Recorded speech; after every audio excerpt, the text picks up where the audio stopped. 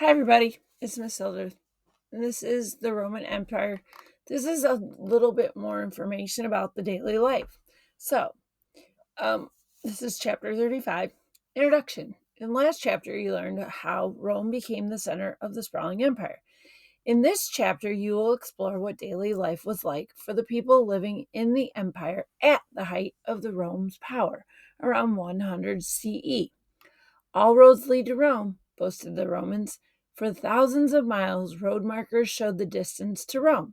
But more than roads connecting the empire's 50 million people, they were also connected by the Roman law, Roman customs, and Roman military. If Rome was the center of the empire, the forum was the center of Rome. The word forum means gathering place. The original forum in Rome was an open area used for merchants, stalls, races, games, and plays. In time, the forum became a sprawling complex of the government buildings, meeting halls, temples, theaters, and monuments. This collection of buildings and plazas was the heart of Rome's religious business and government life.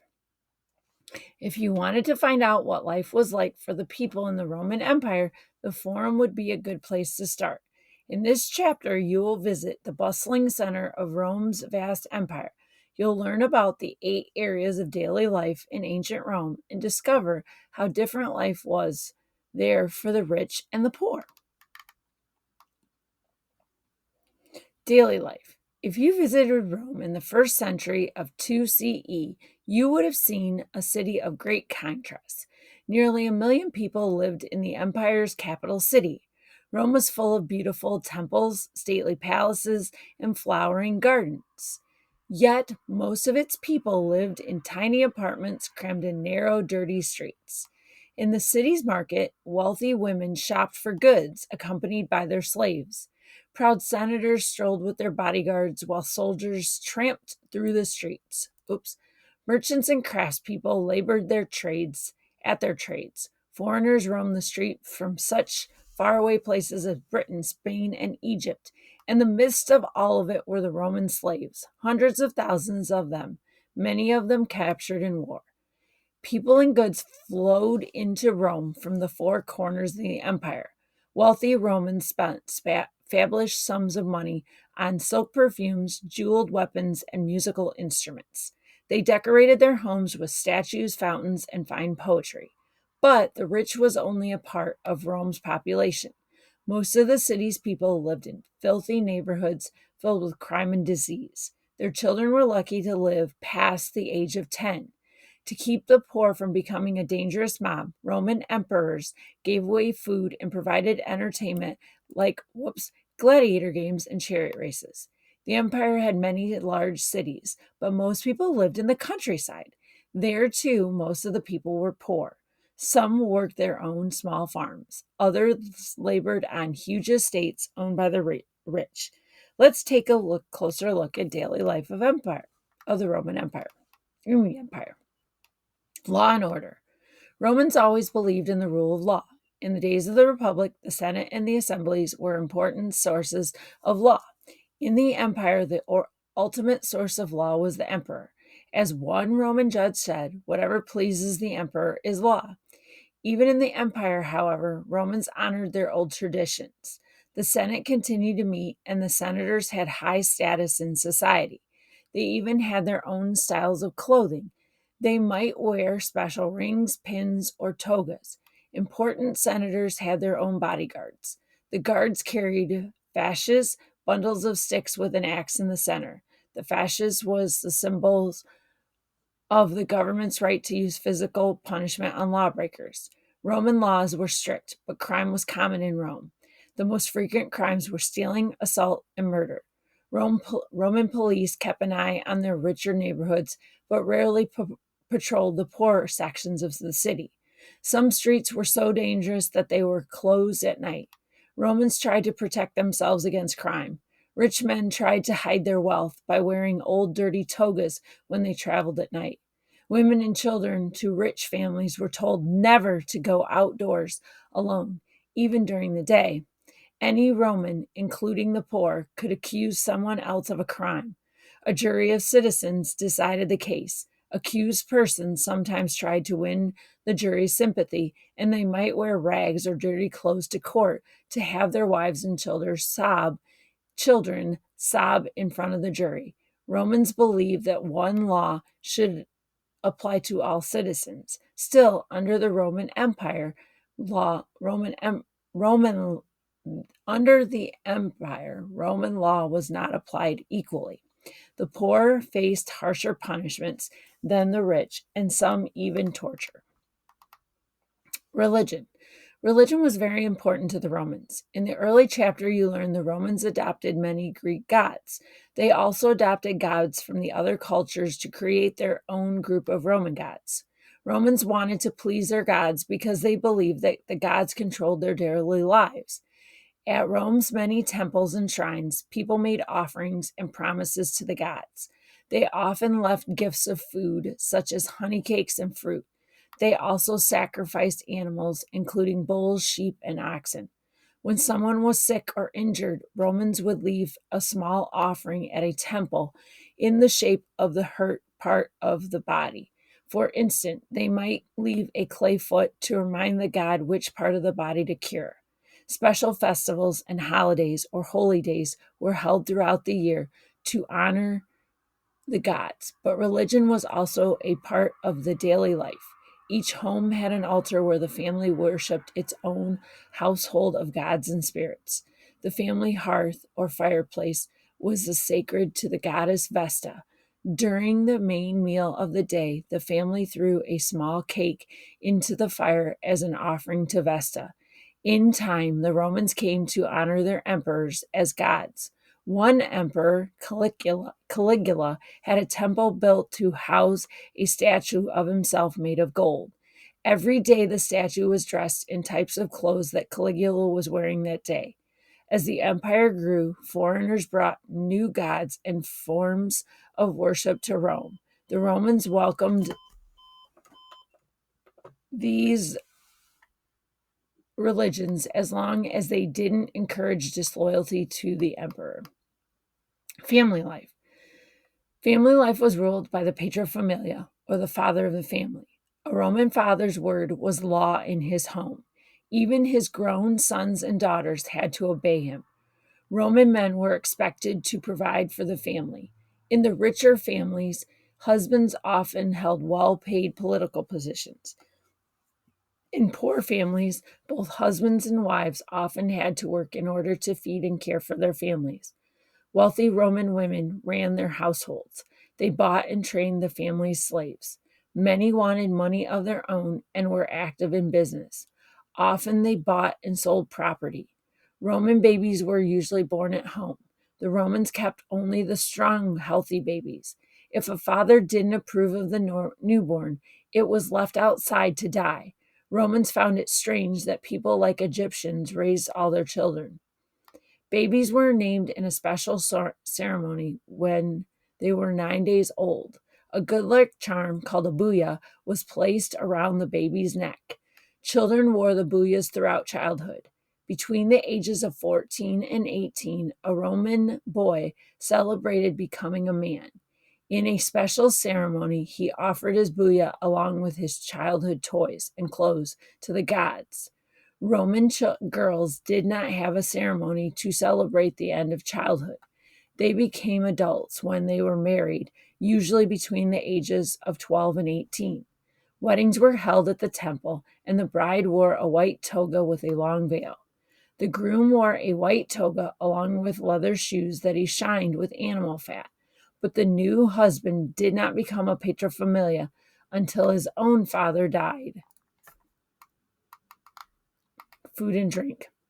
What Romans cooked and ate depended on whether they were rich or poor. Only the rich had kitchens in their home.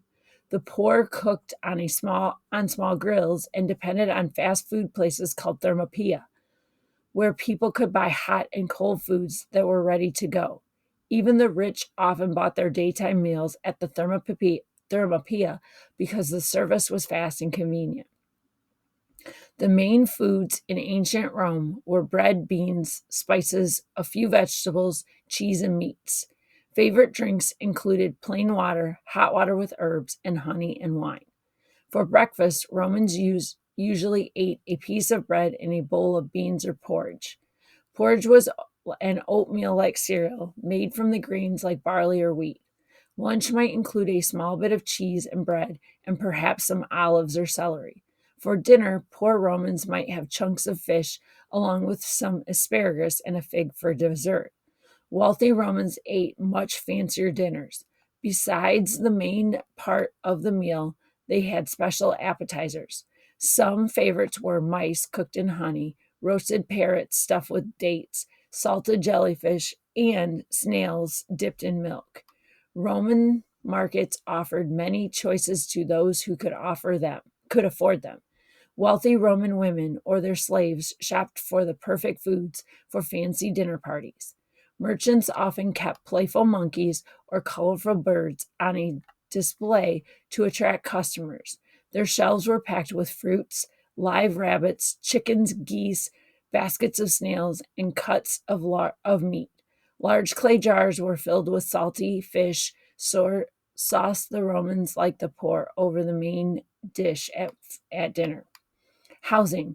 Like food, housing was very different in Rome for the rich and for the poor. The spacious, airy homes of the rich stood side by side with the small, dark apartments that housed the poor.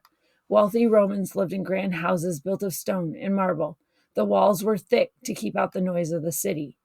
Inside the front door was a hall called an atrium where the family received guests. An indoor pool helped to keep the atrium cool, and an opening in the roof let plenty of sunlight in. Beyond the atrium, there were many rooms for family and guests. The fanciest room was the dining room. Its walls were covered with pictures, both painted murals and mosaics made of tiles. Graceful statues stood in the corners. Some dining rooms had beautiful fountains in the center to provide guests with cool water. During dinner parties, the guests lay on couches and ate delicious meals prepared by slaves. While they ate, they listened to music played by the slaves on flutes and stringed instruments like the lyre and the lute. Nearby, many of the poor crowded into tall apartment buildings. Others lived in small apartments above the shops where they worked. Without proper kitchens, the poor cooked their meals on small portable grills, which filled the room with smoke. The apartments were cramped, noisy, and dirty. Filth and disease, carrying rats, allowed sickness to spread rapidly. Fire was another danger. Many of the buildings were made of wood, and cooking girls caught the fire easily. In 64 CE, a disastrous fire broke out and burned down much of the city. Education. If you had grown up in ancient Rome, your schooling would have depended on the type of family you were from. Many poor children in Rome were sent to work instead of school. They learned trades like leatherworking and metalworking to help earn money for their families. In wealthier families, boys and girls were tutored by their fathers and often by slaves until they were 6 or 7. Then they went off to school. Classes were held in public buildings and private homes. Many of the tutors were educated Greek slaves. A typical school day in Rome began very early in the morning. Students walked through crowded streets carrying their supplies in a leather shoulder bag. On the way, they stopped at local breakfast bars. There they bought beans, nuts, and freshly baked bread to munch on while they walked to class. Inside the schoolroom, students sat on small stools around the tutor. They used pointed pen called a stylus to copy down lessons on small wooden boards covered with wax. When the lesson was over, they rubbed out the writing with a flat end of the stylus so they could use the board again. The school day lasted until 2 or 3 o'clock in the afternoon. Roman students learned Latin, Greek, math, science, literature, music, and public speaking. Girls were trained to become dentists, real estate agents, tutors, or midwives, nurses who helped with childbirth. Boys typically became soldiers, doctors, politicians, or lawyers. Students stayed in school until 12 or 13. Boys from wealthy families also often continued their studies until they were 16 when they began to manage their own properties. Recreation. There were many forms of recreation in Rome. Wealthy Romans had lots of leisure time because slaves did so much work. The rich enjoyed going to play in public theaters and musical performances in one another's homes. Both rich and poor often relaxed at Rome's public bathhouses. They could bathe, swim, exercise, and enjoy a steam bath, or massage. Besides places to bathe and swim, the baths had gardens, libraries, shops, and art galleries. Roman emperors made sure to give the poor bread and circuses, food and entertainment to keep them busy and happy. Besides the many festivals throughout the year, rich and poor alike flocked to two spectacles: gladiator games and chariot races. Gladiator games were held in large arenas like the Colosseum. Both men and women were gladiators. Usually they were slaves or prisoners. The crowd shouted as the gladiators fought each other and wild animals to death. Many thousands of gladiators died bloody and painful deaths for the entertainment of the spectators. The Romans' favorite gathering place was the Circus Maximus, a huge racetrack with room for 200,000 spectators. The Romans watched and gambled on thrilling chariot races. Wealthy citizens sat on plush cushions close to the track with shades protecting them from the sun. The poor sat on wooden benches high above the track. Men and women sat in separate sections at the Colosseum, but at the Circus Maximus they could sit together. A Roman poet said the Circus Maximus was the best place to meet a new boyfriend or girlfriend because you never knew who would sit next to you. Country life. Rome was the one of many cities scattered throughout the Roman Empire, but 90% of the empire's people lived in the country. There, too, rich and poor had very different lives. Wealthy Romans often owned country estates with large homes called villas. A country estate was a place for Romans to invest their money in crops and livestock, and the villa was a pleasant place to relax in the summer's heat. When they went to the country, wealthy estate owners checked up on how their farms were being managed, but they had plenty of time left over for reading and writing, as well as hunting, picnicking, and taking long walks in the fresh air. The empire's farms provided much of the food for Rome and other cities. They produced grain for bread, grapes for wine, and olives for oil. Goats and sheep provided cheese, and their skins and wool were used to make clothing. Cattle and pigs were raised for their meat. Farmers also kept bees for making honey and the sweetener used by Romans. Slaves did much of the actual work on of farming. Overseers or supervisors kept a close eye on the slaves and often treated them cruelly.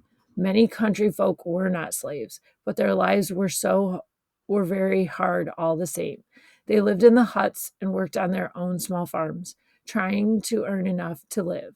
Or they labored on the great estates tending the animals, helping with the crops, or working as servants. In the first century CE, St. Paul, a Christian writer, summed up the lives of the empire's poor. He wrote, "He who does not work shall not eat." Okay, so that gives you a little bit more information about the Roman daily life. So now what you're going to do is you're going to come over after you've highlighted, and you are going to give us your 3 important facts about each of the subsections that are included in this packet. If you have any questions, please let me know. If not, have a great day. Talk to you soon.